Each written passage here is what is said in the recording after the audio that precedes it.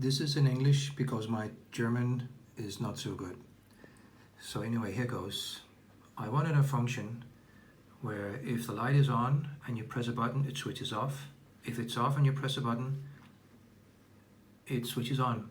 Now this logic function with a flip-flop doesn't actually flip-flop. It's more like a hold function. So 1, 3, and 5 switches on, and 2, 4, and 6 switches it off. And of course the inverse is just the opposite of that.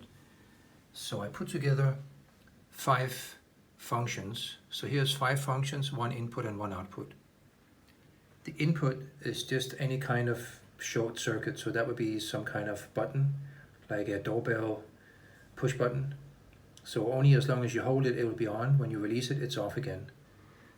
The output could be any light or pump or whatever thing you need to run, but you want it to be able to be triggered on and off.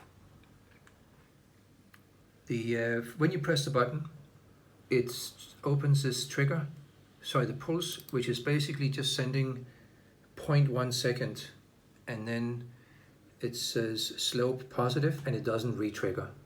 That means when this comes on, it switches this on for 1/10 of a second, goes back to off, even if you keep holding the button.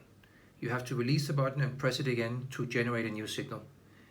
It goes into this function here that actually not into the inputs, but it enables this function. This function will give you either result or no result. So if no trigger is on, this function will not do anything. Both of these will be off. When you enable it for this 1/10 of a second, it will do 2 different things. It will either say result on for 1/10 of a second, or it will say inverse result on for 1/10 of a second. And this will trigger the flip-flop, either on or off. Now, which one is sent is decided by this function that goes back.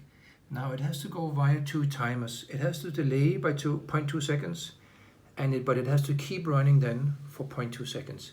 It goes into this input variable here, and what this means is if the light is on initially, it will, because the light is off, the inverse result will be on. The inverse result will then trigger this one, run it for 0.2 seconds, and then it'll be off again. And let's just start the simulator, because that's going to tell us exactly what happens. So I'm going to start the simulator. Simulator comes on. We now have all these values on. So now we can see I'm not pressing the button. This output is off because I'm not pressing it. And this logic function is off entirely because this timer is not running. It's not even enabled. So both of these outputs are off at the moment. Because the light is off, we can see here's the light. It's off because nothing is triggering it. It's sending an on signal to this trigger, which delays it for 0.2 seconds. Yeah, and it's on. And this trigger says keep running for 0.2 seconds until this function, this timer, doesn't run anymore. So it does send a timer output into here. That means this function here is an OR function. It says if either one of these are on, send me an out signal. It doesn't send an out signal because the entire function is off, and that's the beauty of the logic. So let's click this button here. We click the button, we'll see briefly this is going to come on. So on and off. It was a little bit more than 1/10 of a second because the simulator shows a bit more. Anyway, it was on. It triggered this, and of course it's all stopped already, but now we can see the light switch to on. So now the light is on. This inverse is now off.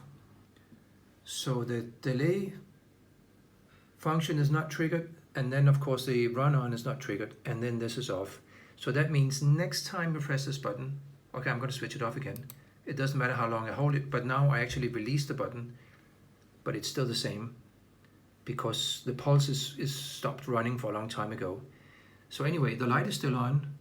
Even as I release the button, the light is on. But now, because it's on, the inverse result is now off.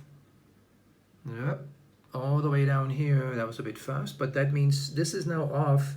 So next time I trigger the button, it will trigger the other function now, because this is off. It says or now nothing is satisfied here, nothing is on now. So when I trigger it next time, it will send the inverse result because it's not on, and the inverse result means it's going to switch off. So I'm going to click the button here. On. Let's just leave it on.